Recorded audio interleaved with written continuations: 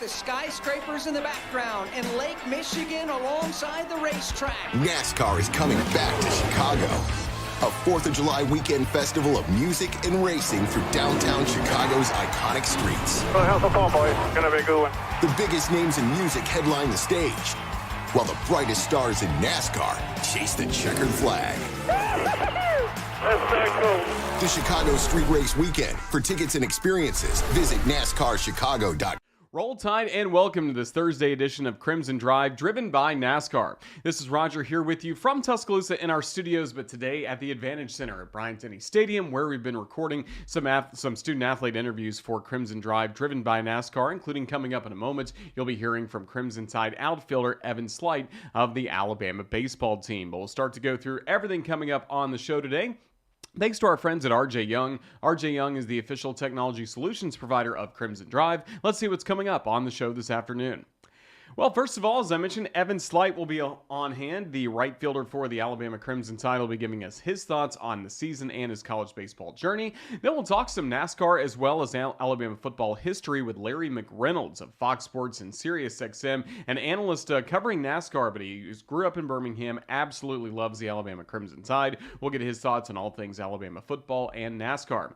Then we'll preview what's coming up this weekend with the Alabama softball team with the head coach of the Crimson Tide, Patrick Murphy, as he'll be along with Coach's Checklist looking ahead to this upcoming week's regional.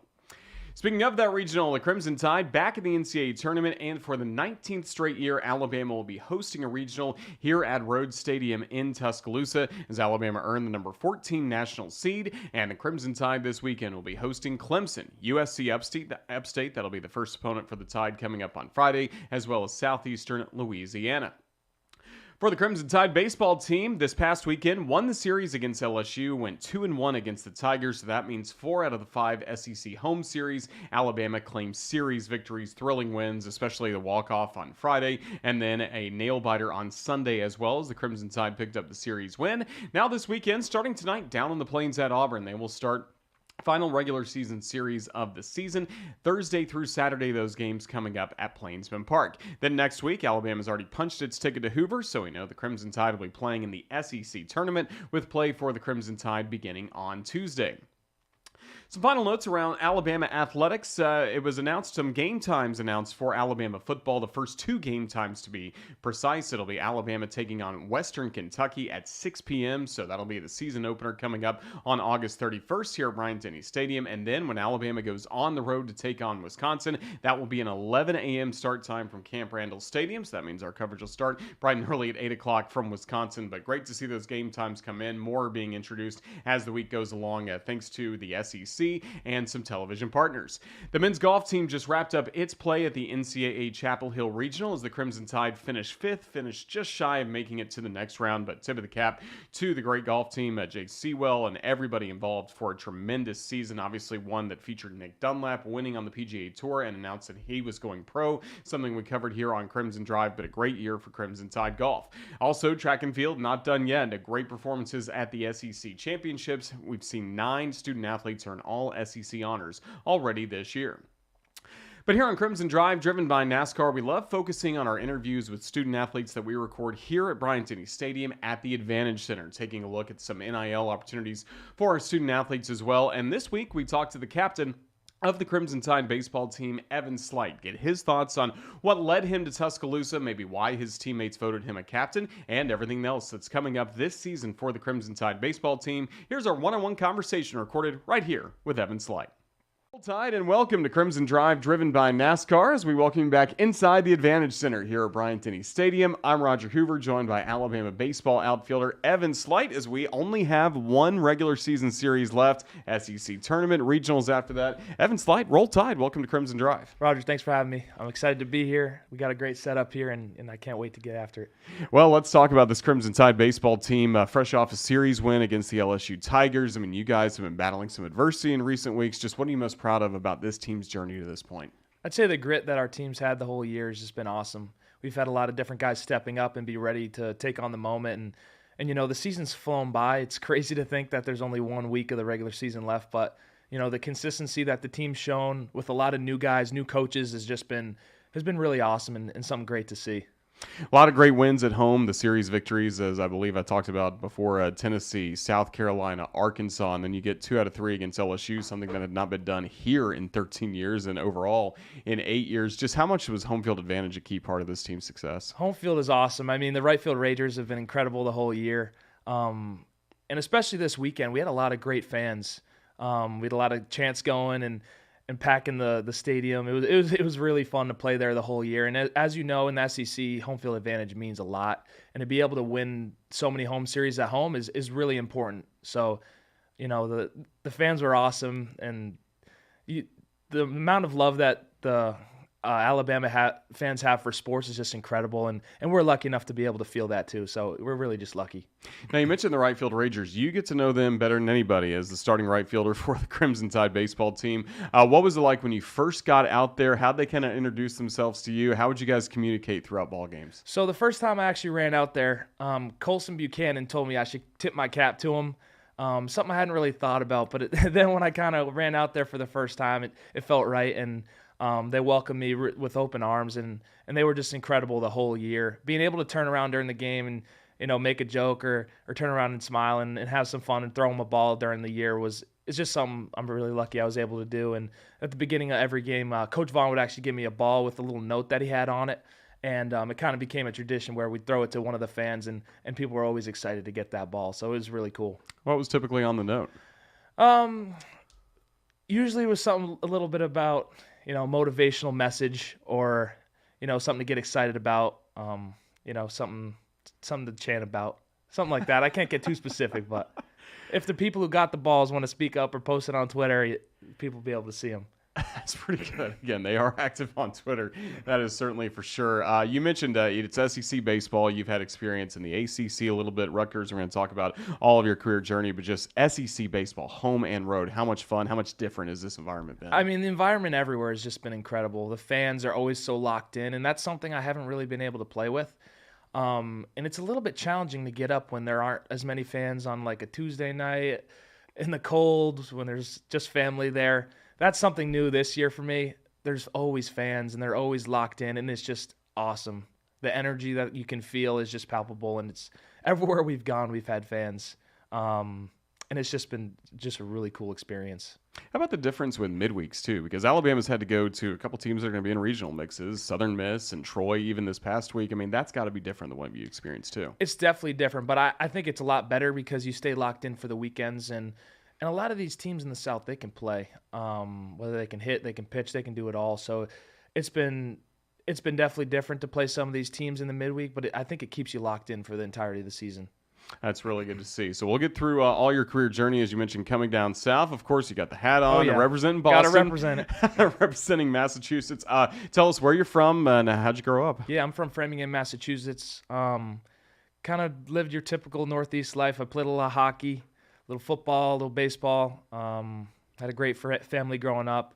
Real lucky. Kind of played all 3 sports my whole career through high school.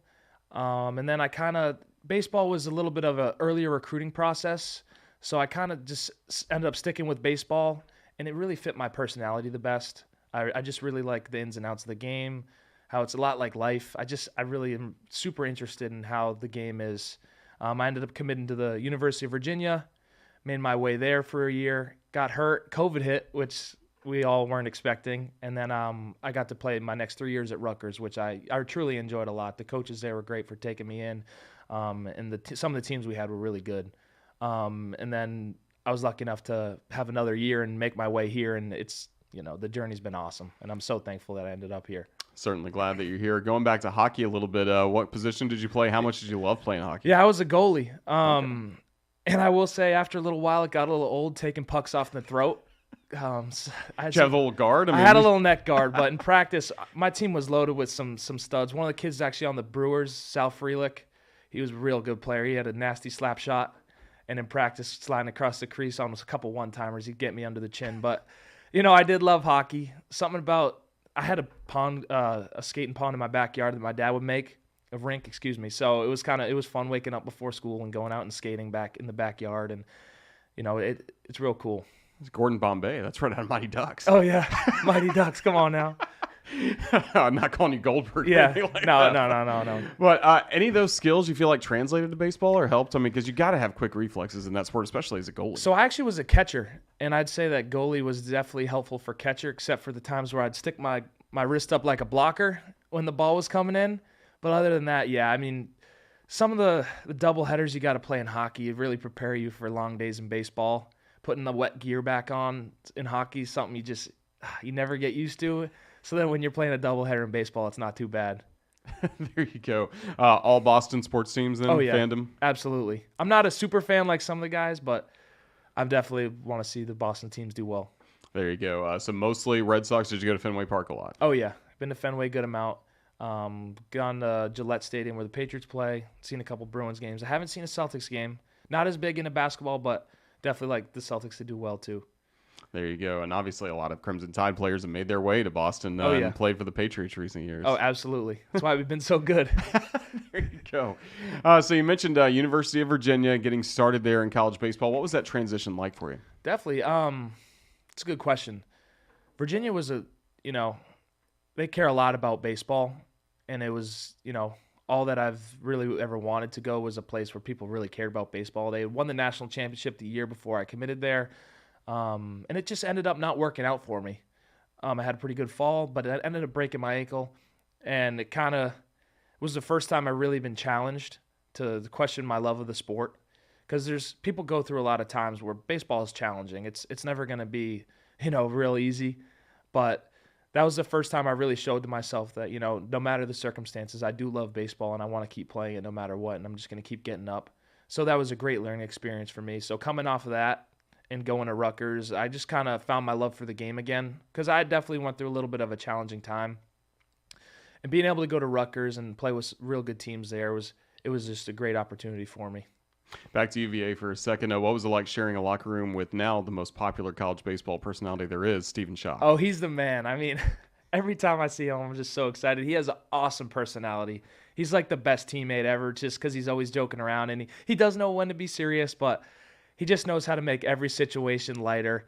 Whether we just went down a couple runs an inning, he's always just keeping the dugout light, and he's always having fun and smiling. And obviously now he's doing incredible with his career, and I think he's working with D1 baseball. And he actually came by when Texas A&M was here. He was stopping by before we went to Starkville, and he gave me a baseball as rad hat. So I'm pumped about that. I should have been repping that today, now that I think about it, but it was in my locker, so I should have got it out. It's all good. And of course, he became a personality because of a viral interview after a ball game. Did you expect that to blow up like it did, or were you surprised at all when he did become a household name? I was not surprised that he said something like that. I remember he was saying someone was offering him Dippin' Dots to blow the game, and then he said, I do love Dippin' Dots, so it was a tempting question, but I wanted to win the game. And then the other thing that sticks out was when they asked him what he was scared of, because he's just always he's fearless on the mound, and he just said the only thing he feared was caves, and the guys started laughing, and it was just great.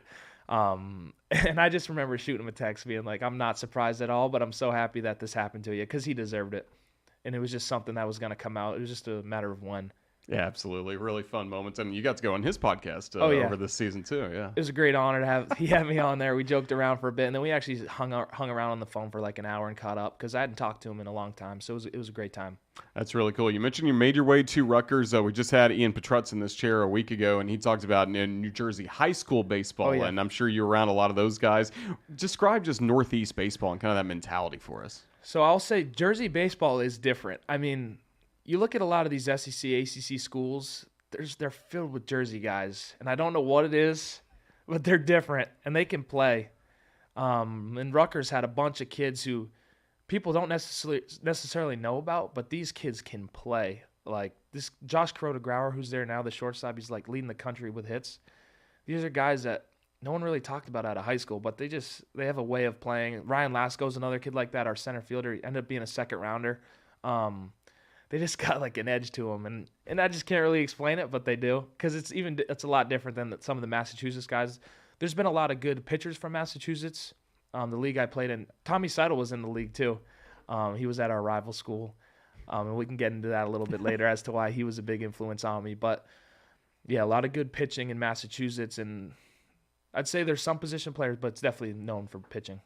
And then all the best talent around college baseball goes to Massachusetts, to the Cape Cod League in the summer to play in the best wooden bat league there is. You got to be a part of that for the Bourne Braves. What did it mean to you to get to play in the Cape Cod League, especially being from the state? It meant a lot to me because growing up, I always knew about it. I hadn't been to a game, but I definitely was aware of the importance of the Cape and everything it means to baseball as a whole. But what made the experience so cool was I was there with my teammate from Rutgers, Chris Brito, and also Matt Shaw, who was from Maryland and played with the coaches here when they were at Maryland, and he's a Massachusetts guy. So we really just locked in on having fun. We ended up having a great summer and won the championship. Also, some other cool experience. I got to go out to lunch with Peter Gammons, who's a big name in Boston and all the world of sports. So me and Matt Shaw got to do that. And there were just so many cool experiences we had, and it was just an awesome time. That really is cool to see. So, again, a little bit of introduction through, I'm sure, Matt Shaw to these Maryland coaches. You got to compete against Rob Vaughn, Anthony Papio, and Mike Morrison. What was it like competing in those Rutgers-Maryland matchups? They were always real good games. The first time I played them, I think it was my first year in the Big Ten, we only played Big Ten teams. So we had I think it was a 4-game series at Maryland was my second weekend of my career, really, because I didn't play at Virginia due to the shortened season. And we had a doubleheader versus them. I think we might have split the series 2-2, but what I remember, my teammate Chris Brito, I think he hit 5 homers, and their shortstop Benjamin Cowles hit 6 homers, and we were just saying like they were putting up video game numbers. It was a crazy weekend, and the ball flies there, and it was homers galore. Yeah, I don't think I partook in it, but it was fun.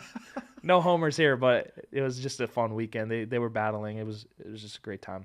Certainly good. So your time at Rutgers comes to a close last summer, and you still have that extra year of eligibility left. Kind of what were you thinking about for your final year of college baseball when you went in the portal? Definitely. So I just really wanted to go to a place where, it was the highest level of baseball, and I really just wanted to go compete. And I knew Tommy Sleight had played here. I played against him in high school. He was at our big rival. We were all scared of him. He was a stud quarterback. He's that kind of guy. Oh, yeah, he was that kind of guy. We all looked up to him. We were like, stay away from him. That kid can play. He hit a homer against us. I'll never forget it. But so I ended up shooting him a text, talking to him. And then when I saw that the Maryland coaches were coming here through Matt Shaw, I'd heard a lot of good stuff about him, right? So it just seemed like the perfect fit. And I was lucky enough where I was right, and it was just I couldn't ask for more. What do you like about these coaches? They're the same guys you meet when you first meet them as they are today. They don't change. They're very consistent. They tell you how it is, and they do emphasize having fun. And I think that's a great way to win ball games is having fun, because a lot of times these days guys play with a lot of pressure on their shoulders, and it's hard to execute when you got a lot of pressure. And I think these guys do a great job of alleviating that pressure and also preparing us to not feel it, because when you prepare correctly, you're ready to go. There's no questioning that you have in your brain that you're ready to go. So you choose to come to Alabama. How did this team gel together with all the different new pieces? Because, again, the whole outfield played at previous schools the year before, even T.J. McCants for a rival school in the SEC. How did you guys all get on the same page and become an Alabama baseball team? Yeah, so that's not an easy thing to do. It's a great question. It actually happened a lot naturally. I think it has a lot to say to the character of the kids on this team. Like, these guys are just selfless. They go about their business the right way, and they're really friendly. I mean, even the returners, they were real nice to a lot of the new guys, and we were able to just gel by competing a lot at practice. I think that's something that was big. We split up into 2 teams over the fall. We competed against each other the whole time, and that made a lot of bonds, and a lot of guys, got to learn a lot about each other through that. So I think that was really important. Were you a Gump or a Yellowhammer? I was a Gump. We ended up losing it. But, I got really close to the guys on our team, on our squad, and it was great. That's really cool to see. And then you all get to come together to start the season. And one of the things I've liked most about this team is things haven't really gone to plan when you think about the Riley Quick injury and how that kind of created a domino effect. And then there have been ups and downs in the starting lineup too. Just how do you guys maintain that consistency that we've seen really all throughout the year with all that? We all just really want each other to succeed. We know that at the end of the day, like, numbers are great and all, but at the end of the day, it's really just about winning. So whatever it takes to win, we're going to do. And whether that is being the best teammate you can be, doing the chart, hitting in the 4-hole, hitting not, like, we're just really concerned with the success of the team. And I think that's a dangerous thing for teams. With guys who really want to compete, it can sometimes get challenging with guys who don't play or guys who haven't got as much time as they want. But this team has just been incredible in the sense that they just have really been rooting each other on, and it's been awesome.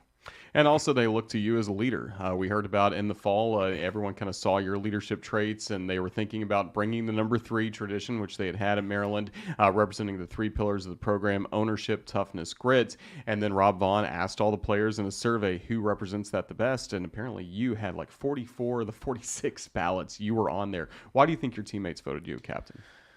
I'm not quite sure. I definitely try to be consistent with the way I am, whether I'm struggling or not. And I always tell people that it could have been anyone on this team.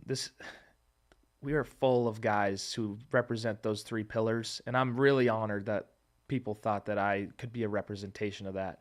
And that's really all I can say. I just try to go about my business the same way every day, but it's mainly because of the guys around me. It's nothing really that I did. It's really the team.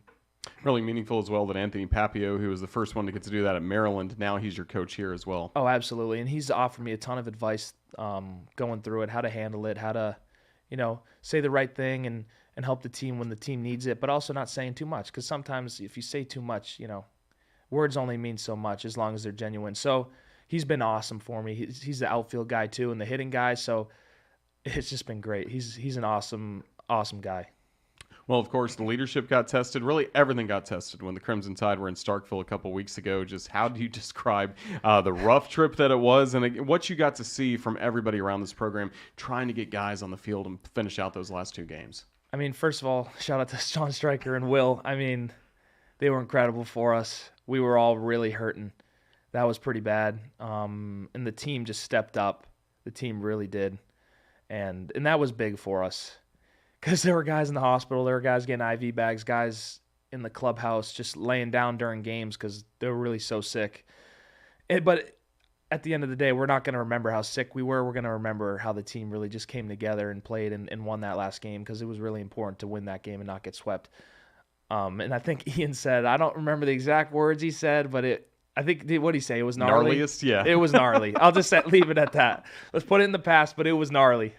That's certainly good. So you get back to Tuscaloosa, and in the right field spot, William Hameter finishes out the series, played against Troy, hit 2 home runs, and then going into this weekend against LSU, we heard Rob Vaughn tell the story, and we'd love for you to retell it, kind of his thought process putting William Hameter back in right field, and also your reaction to the news. I mean, Hameter's a professional hitter. We've known that the whole time, and he's been an awesome teammate to me. So when Coach told me that, he was going to be starting, I couldn't have been happier. He's a guy who deserves it. He's a guy who can really play the game. He can play real well. So, people a lot of times are really concerned about getting on the field and about themselves. But at the end of the day, he's the guy who deserves to be out there right now.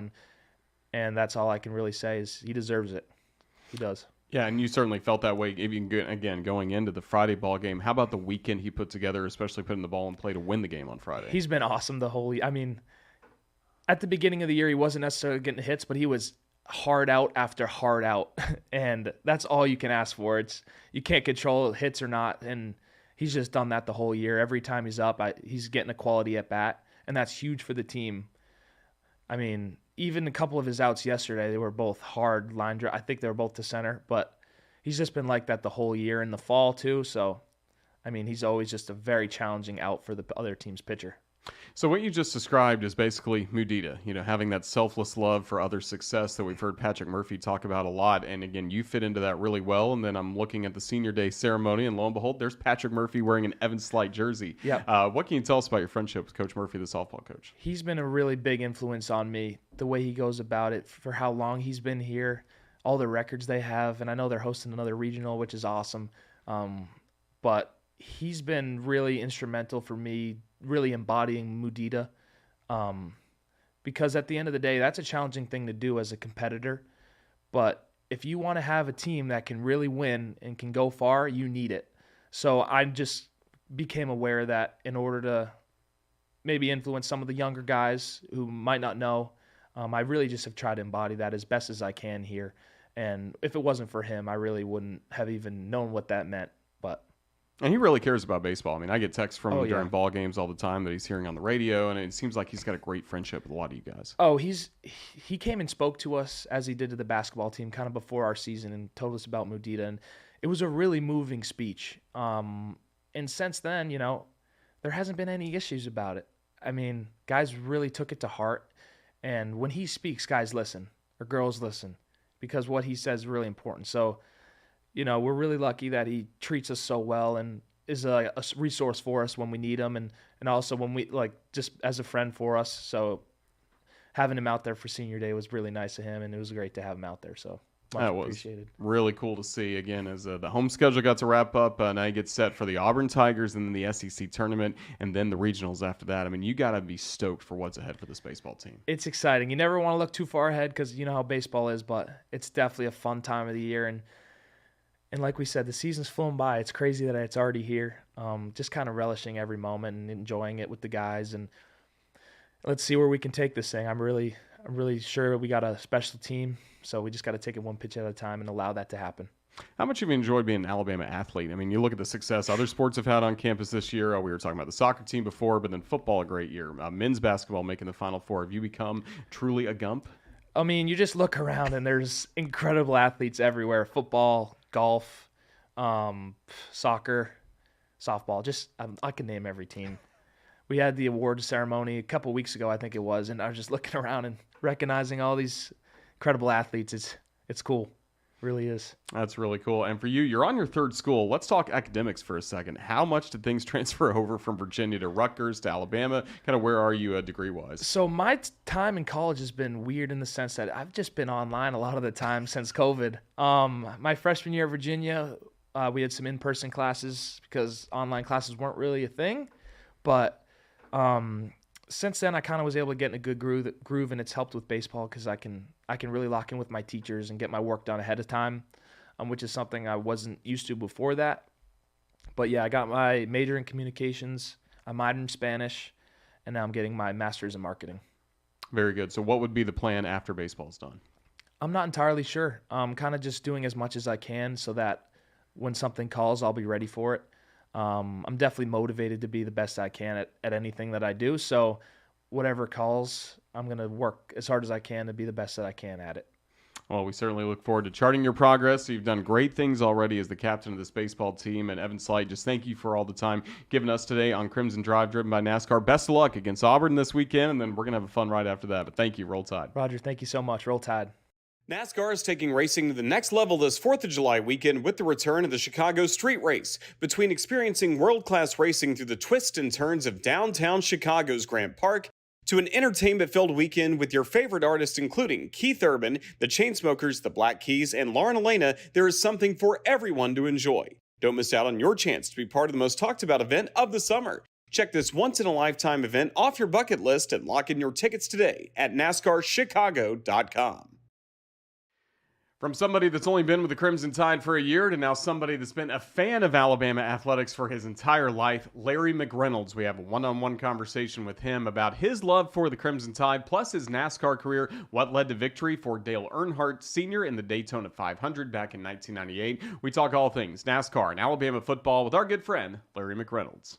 Larry, this show is all about Alabama football and NASCAR. It's only natural we welcome you to the show. How's everything going? Roll Tide. Well, Roll Tide. And yeah, as I was telling your partner there the other day, I have 4 loves. My love for God, my love for family, my love for NASCAR, my job, and my love for the Crimson Tide. And it pretty much stopped right there. That's certainly good to hear about. For you, what was the spark? I understand you grew up in Alabama, but what was the connection, first of all, between you and the Crimson Tide? Where'd that start? Yeah, honestly, I did not go to college. I came straight out of high school and basically started working on race cars. And within about a year and a half, I was up in the Carolinas working on a Cup Series team in early 1980. My mom and dad, I was an only child. They were huge Alabama fans, and I kind of inherited the love. I tell people all the time up here in the Carolinas, when you're born in Alabama, they stamp 2 things on your birth certificate.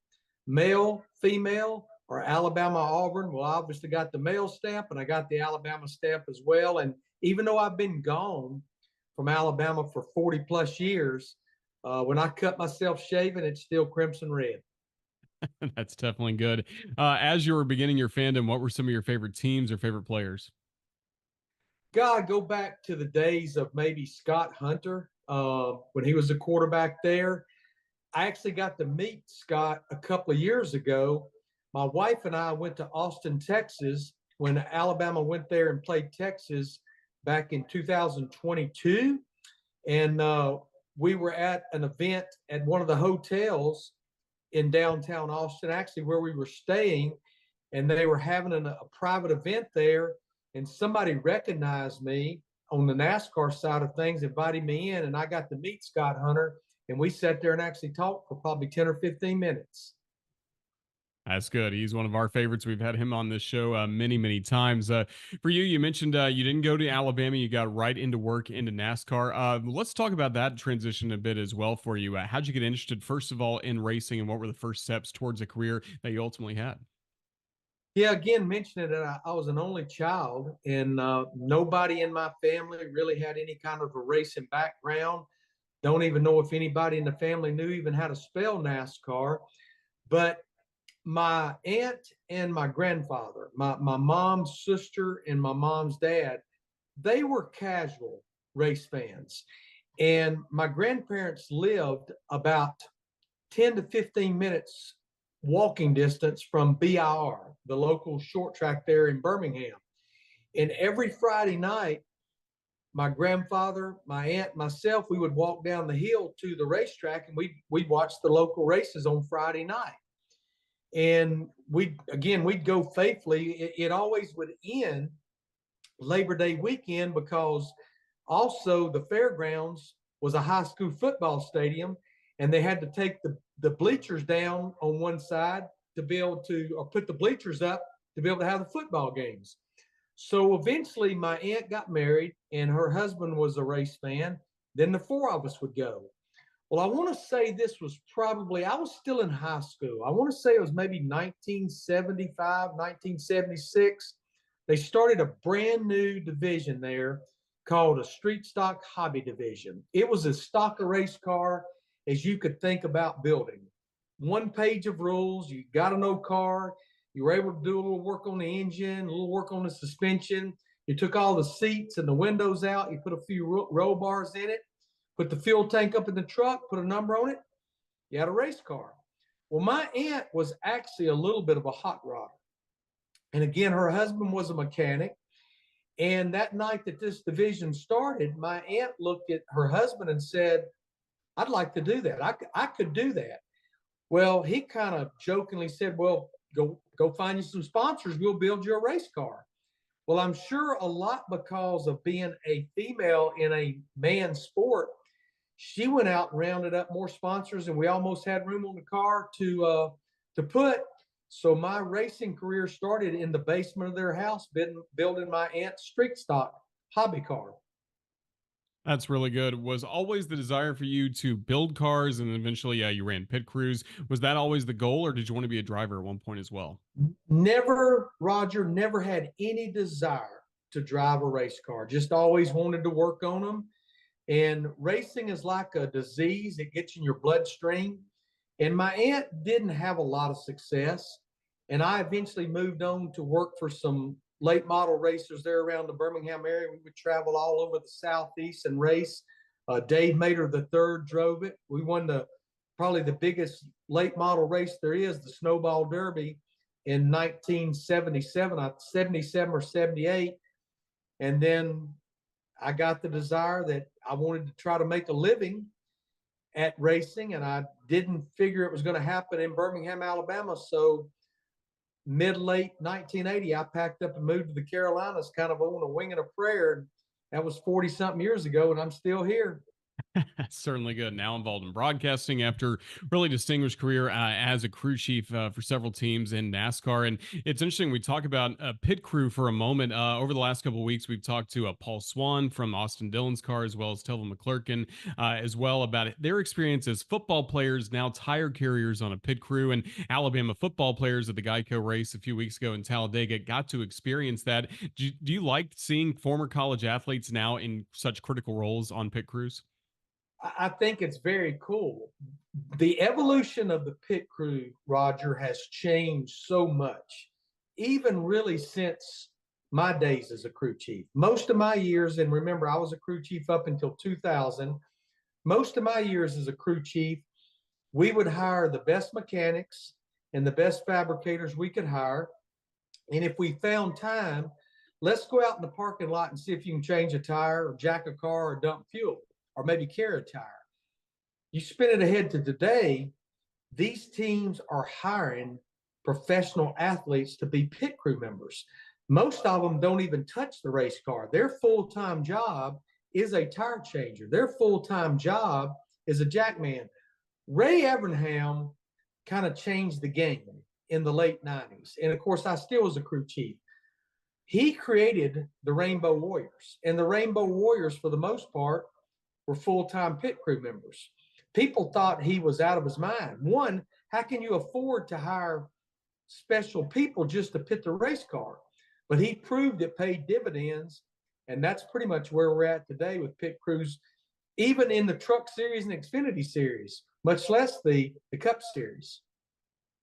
Again, a lot of success for you as a crew chief. For me, I grew up a huge Dale Earnhardt Sr. fan, and so I've got to ask about the 1998 Daytona 500 when you're the crew chief of the number 3 team. What led to success, and what is still one of the most memorable Daytona 500s of all time? Well, I was fortunate enough to win 2 of them. We won it in 1992 with Davey Allison, the 28 car with Robert Yates Racing, and then spin it ahead 6 years later to be able to win it with Dale Earnhardt. And I knew going there in 1997 how bad he wanted to win that race. That man had won 30-something races at Daytona. He had won Xfinity, he'd won IROC, he'd won the Duel, the Clash, the July race.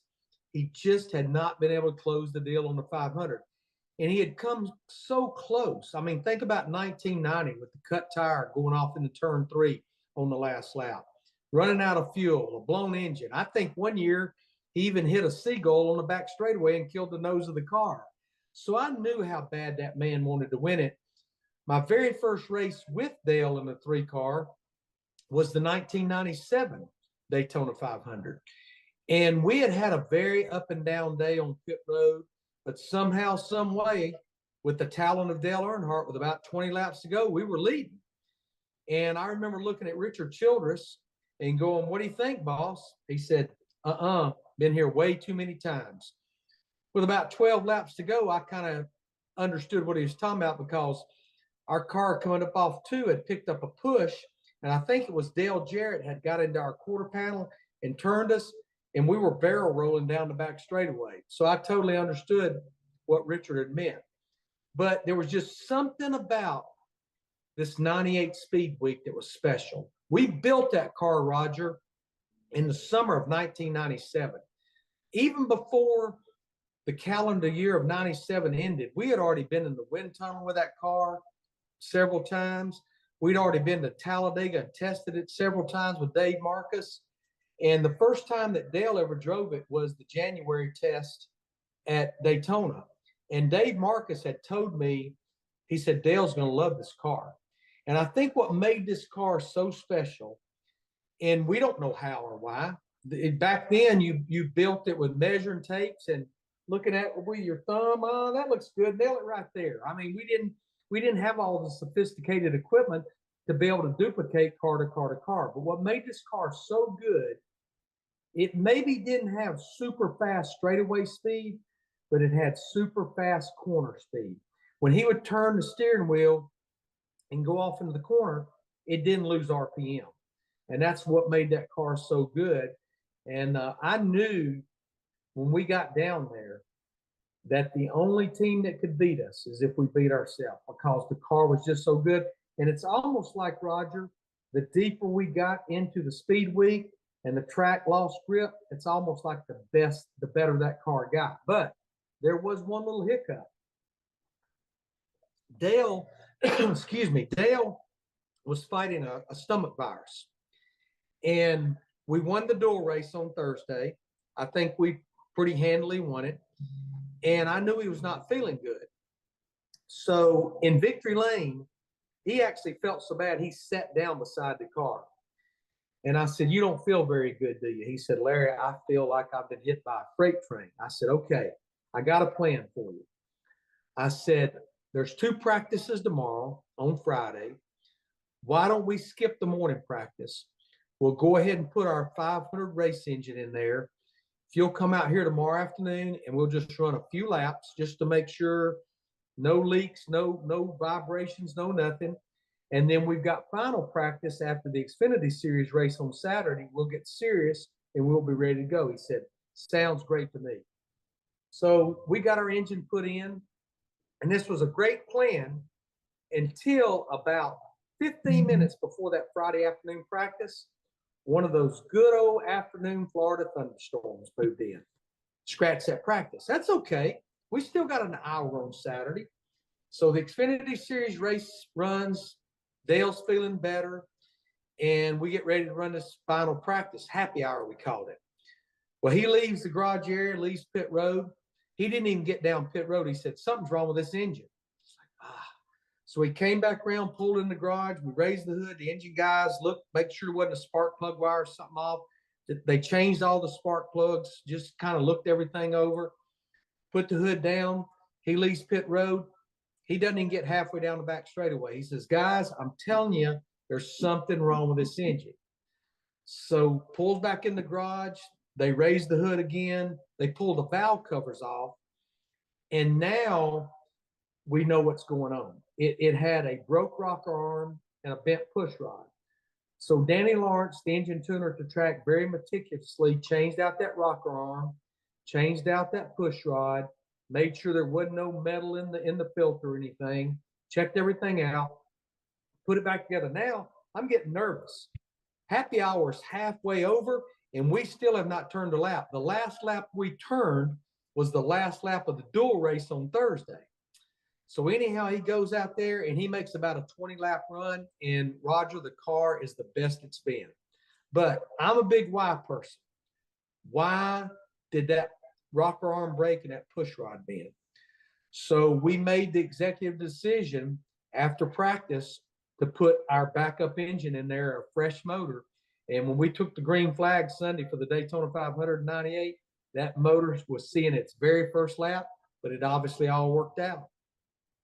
It certainly did. Thank you for telling that story. A great moment. And only a few years later, you'd be back at the Daytona 500, but no longer on pit road, but in the broadcast booth, a spot you've remained along with some studio work ever since then. Just what led to your time in broadcasting? How much have you enjoyed getting to experience NASCAR from the booth? Well, it was the toughest decision my family and I had to make. You know, I never saw myself, Roger, doing anything but being a crew chief. I figured right before they lowered me 6 foot under, I'd probably say 4 tires next stop. That's just what I saw my life as, because I loved it. But when the new broadcast package came about for 2001, it all was signed, sealed, and delivered in November of 1999, over a year out. And I remember it like it was yesterday. December of 99, I was in the body shop with a fabricator and our body guy, and we were working on our 500 car for 2000. And I got paged to the phone, and I came out of the body shop and walked around and picked up a phone, and it was an Australian speaking gentleman. Introduced himself as David Hill, the chairman of Fox Sports. And I had done a little bit of part-time broadcasting, but I really just did it for fun. You know, did it on the off weekends. We had a lot more off weekends back in. I would do an Xfinity Series race or a Truck Series race, or I might do it on Saturday before a Cup race. Didn't make a lot of money, enjoyed it, but never saw myself doing it. So anyhow, David introduced himself and said that, you know, I'm sure you're aware, we've got the new package starting in 2001. We've already secured Daryl Waltrip as our driver analyst. And we've watched some tapes of some stuff you've done. We like what we see. We would at least like to pursue conversations with you. I didn't even know how to answer. And he told me, he said, hey, there's no rush.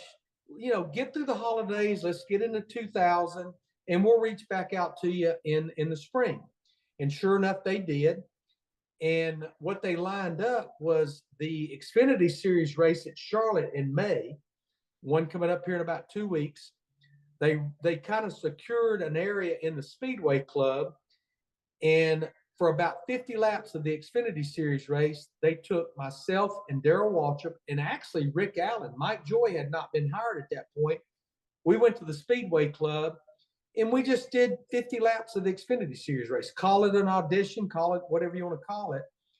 And they said they'd be back in touch. And sure enough, they reached back out to me about a month later and said, we love what you did. We love the chemistry you and DW had.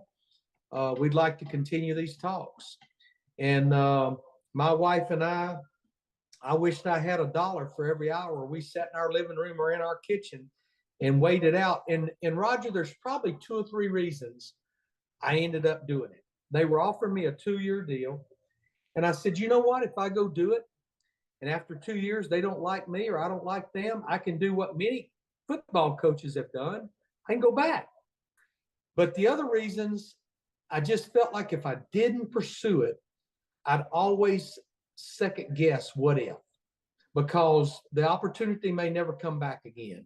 And that was probably the third reason. If I didn't do it, the opportunity would never be there again, because it's going to be a very small group of people that does this for NASCAR.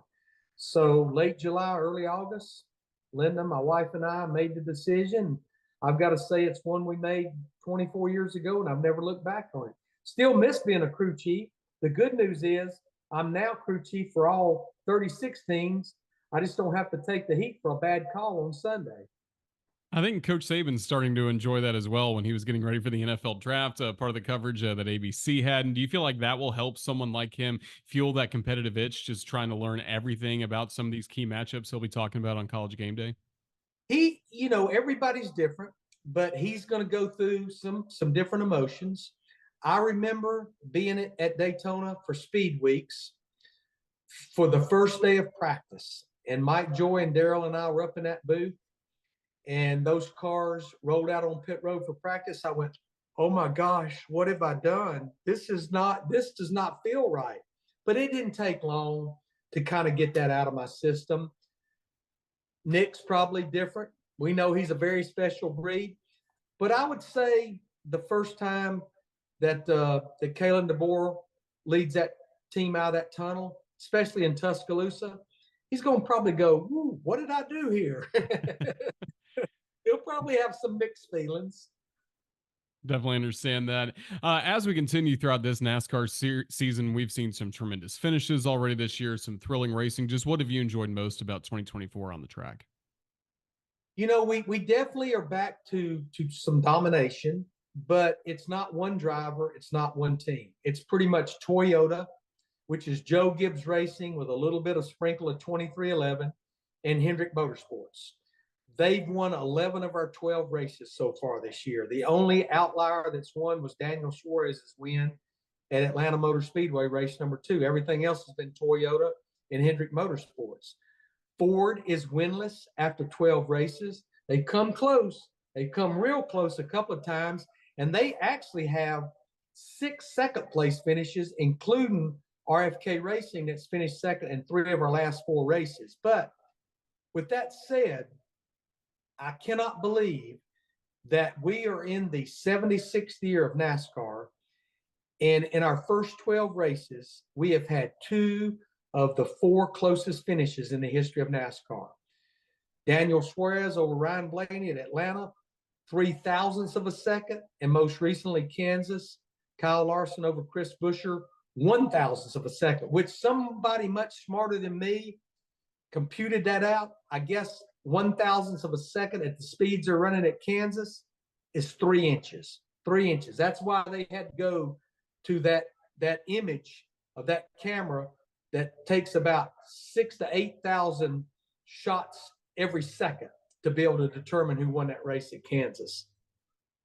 It really was a thrilling finish. And we'll finish up this conversation going back to you and your love for Alabama football, just all throughout your years, whether as a crew chief or in the broadcasting booth. How much did you enjoy Alabama football success and some bragging rights around the garage? Who were some other Alabama fans that were kind of on your side, or some fans of other schools you enjoyed needling throughout the years after Alabama beat their teams? Well, Mike Davis, that works closely with Dale Earnhardt Jr. In fact, I just saw him last night, and we always absolutely compare notes. Grant Enfinger, of course, still lives in Alabama, South Alabama, runs in the truck series. He's a huge Alabama fan. Have a lot of fun with Brad Keselowski, who is a huge Michigan fan, but as we know, Brad got the last laugh this past off season. There's a lot of Texas guys in the garage area. I got the laugh on them in 2022. They got the laugh on me in 2023. But yeah, I love the Crimson Tide. The way my schedule is, I don't get to a lot of regular season games. I did mention, because it was actually a Fox game, their big noon kickoff classic, when Linda and I went to Austin. But I've been to a number of their bowl games, their national championship games. You mentioned favorite teams. 1992, Gene Stallings, the national championship against Miami in the Sugar Bowl. Linda and I was there. When they beat Texas in the Rose Bowl in 2009, Linda, my youngest daughter, Kendall, and myself, we were there. When they beat Notre Dame in the Orange Bowl, we were there. So I've been to a lot of their bowl games. I actually was in the Sugar Bowl the first year of the college football playoffs, when unfortunately, I think we were up 24-0, 24-3 at halftime over Ohio State. The end was not very good, but I'm anxious to see what this team's going to be like. Glad Jalen Milroe is going to return. I've got to learn some of these new names, because we've got a lot of new guys that's come along. Glad to see Malachi Moore is back, though, on defense. You know, the biggest position I'm the most nervous about, Roger, because before Will Reichert came there, I was nervous on extra points. It's like, can we make this extra point? And for this guy to set an NCAA record, 547 points, and now Will's gone, who's going to have to kick that football through the uprights? I'm back nervous about that again. But, you know, I'm excited about Kalen DeBoer. I hated to see Nick Saban leave, but I'm happy for him and Terry Saban. You know, they've earned this right to live the next chapter in their lives. But when I heard that we had hired Kalen DeBoer, I went, I didn't even know he was available. This is a great hire. You know, honestly, I think Kalen can coach as well as Nick Saban. I think the question out there, does he have the leadership, and can he recruit? We know that's the key, that recruiting. We know nobody did that better than Nick Saban for all those years down there in Tuscaloosa. Very well said. Well, Larry Mack, we've really enjoyed catching up with you over this past few minutes, getting to hear about your NASCAR career, your love of Alabama football, and we'll have to do this again coming up in the fall sometime and check in with you and get your thoughts on Tide football, because you break it down really well, even have the stats memorized for Will Reichert. We really like that. Just really enjoyed our conversation, Larry. Hope you and the team have all the best. We're thrilled for this continuing partnership between Alabama and NASCAR, but thank you. Roll Tide. No, absolutely. No, the reason those numbers on Will are embedded in my mind is because I lived those years where we couldn't even kick an extra point. We'd have been better off to win for a 2-point conversion. But yeah, I'm excited. The way my schedule might be working out here in the fall, I may be able to come to T-Town and attend a couple of home games, hopefully. But absolutely, Roll Tide, the next chapter in Tuscaloosa. NASCAR is coming back to Chicago. Gonna be a good one. The biggest names in music headline the stage, while the brightest stars in NASCAR chase the checkered flag. The Chicago Street Race Weekend. For tickets and experiences, visit NASCARchicago.com. Coming up this weekend, the Crimson Tide softball team will take center stage here in Tuscaloosa as Alabama is hosting the NCAA Tuscaloosa Regional, the 19th straight season that Alabama has gotten to start the NCAA tournament at home. What a great home field advantage for the Crimson Tide and head coach Patrick Murphy. He joins us for Coach's Checklist, giving his thoughts on what's coming up this weekend at Rhodes Stadium. I think I say this every single year to you, Aaron, but Sarah Patterson told me a long, long time ago, never ever take it for granted when you see Alabama on the TV screen for a postseason event. And I have not every single year. It's like Christmas Day, St. Patrick's Day, and my birthday all rolled into one, and it's Mother's Day, so happy Mother's Day to all the moms out there. But I think it really, really pays off when you play a tough schedule. At the end of the telecast tonight on the selection show, that's one of the things that they came back with is out of conference, tough schedule, and away games. So, we went through some heck and back and survived it, and now we get to play at home for at least one round, and we're going to take advantage of it. Well, I also think one of the things that draws the NCAA here is our fans. We led the nation in attendance again. We had 4,400 people about 6-7 times, which is a sellout crowd. You look at the atmosphere, and it doesn't get any better than here. And we hope that everybody that comes here feels like it's a championship event, because it should be. It's the NCAA tournament, and it should feel like a big-time event. We'll practice Monday, Tuesday, Wednesday. The NCAA determines the practice on Thursday, so it'll be a shorter practice, but everybody will get to practice on the field. We'll get to lift weights twice, and then watch a lot of film between now and Friday afternoon.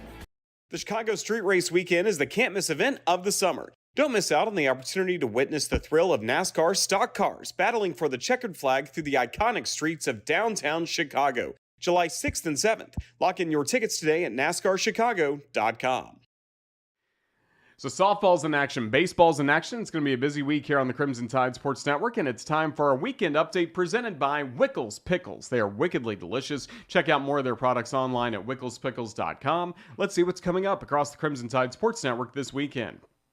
Later tonight, the baseball team starting a 3-game series against the Auburn Tigers. 6 p.m. will be the first pitch coming up. The first 2 games of the series on Thursday and Friday, and then Saturday's game will be at 5 o'clock. Meanwhile, the softball team tomorrow starting the NCAA Regional first against USC Upstate. Hopefully the Crimson Tide will move on in the winner's bracket to take on the winner of Clemson and Southeastern Louisiana coming up on Saturday, and then the regional championship will be coming up on Sunday. So again, best of luck to the Crimson Tide and Patrick Murphy. Hopefully moving on to the Super Regionals, likely would go to Knoxville to be paired with number 3 national seed Tennessee, but we certainly hope for that matchup coming up next weekend. Again, the baseball team taking on Auburn, and then one programming note: at some point on Tuesday, Crimson Tide will be playing baseball in the first round of the SEC tournament. We'll have more information available on all of our social media channels. Just follow those at the links below, and make sure you keep up with the latest with the Crimson Tide Sports Network. That's a look at our weekend update presented by Wickles Pickles.